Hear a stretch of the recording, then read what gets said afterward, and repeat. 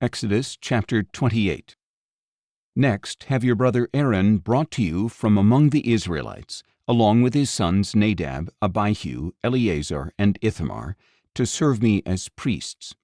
Make holy garments for your brother Aaron to give him glory and splendor.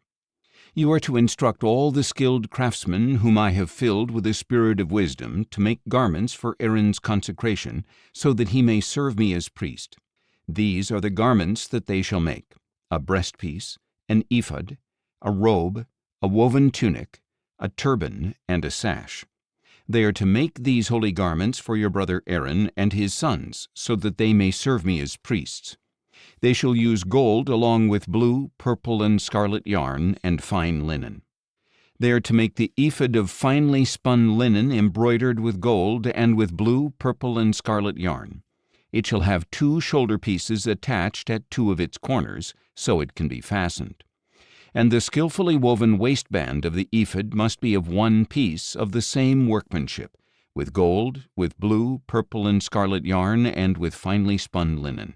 Take 2 onyx stones and engrave on them the names of the sons of Israel, 6 of their names on 1 stone and the remaining 6 on the other, in the order of their birth. Engrave the names of the sons of Israel on the 2 stones the way a gem cutter engraves a seal.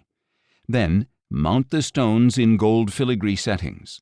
Fasten both stones on the shoulder pieces of the ephod as memorial stones for the sons of Israel. Aaron is to bear their names on his 2 shoulders as a memorial before the Lord. Fashion gold filigree settings and 2 chains of pure gold made of braided cordwork, and attach these chains to the settings. You are also to make a breastpiece of judgment with the same workmanship as the ephod. Construct it with gold, with blue, purple, and scarlet yarn, and with finely spun linen. It must be square when folded over double, a span long and a span wide. And mount on it a setting of gemstones, 4 rows of stones. In the first row there shall be a ruby, a topaz, and an emerald. In the second row a turquoise, a sapphire, and a diamond. In the third row a jacinth, an agate, and an amethyst. And in the fourth row a beryl, an onyx, and a jasper. Mount these stones in gold filigree settings. The 12 stones are to correspond to the names of the sons of Israel, each engraved like a seal with the name of one of the 12 tribes. For the breastpiece, make braided chains like cords of pure gold. You are also to make 2 gold rings and fasten them to the 2 corners of the breastpiece. Then fasten the 2 gold chains to the 2 gold rings at the corners of the breastpiece, and fasten the other ends of the 2 chains to the 2 filigree settings, attaching them to the shoulder pieces of the ephod at the front. Make 2 more gold rings and attach them to the other 2 corners of the breastpiece, on the inside edge next to the ephod. Make 2 additional gold rings and attach them to the bottom of the 2 shoulder pieces of the ephod, on its front, near its seam just above its woven waistband.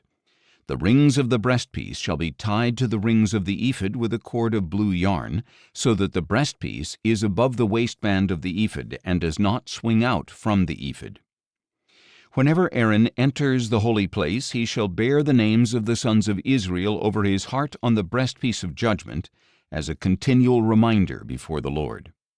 And place the Urim and Thummim in the breastpiece of judgment, so that they will also be over Aaron's heart whenever he comes before the Lord.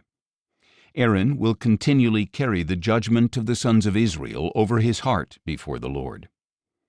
You are to make the robe of the ephod entirely of blue cloth, with an opening at its top in the center. Around the opening shall be a woven collar with an opening like that of a garment, so that it will not tear.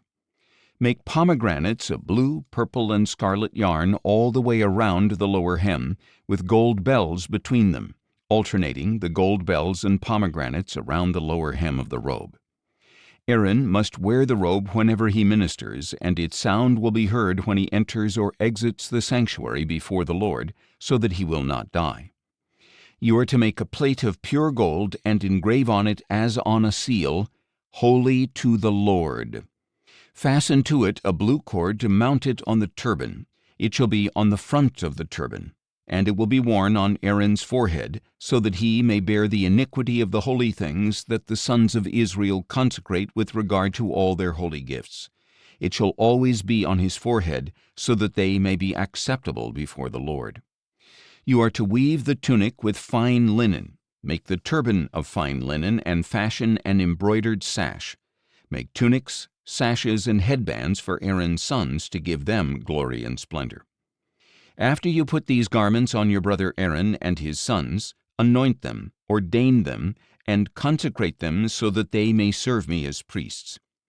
Make linen undergarments to cover their bare flesh, extending from waist to thigh. Aaron and his sons must wear them whenever they enter the tent of meeting or approach the altar to minister in the holy place, so that they will not incur guilt and die. This is to be a permanent statute for Aaron and his descendants.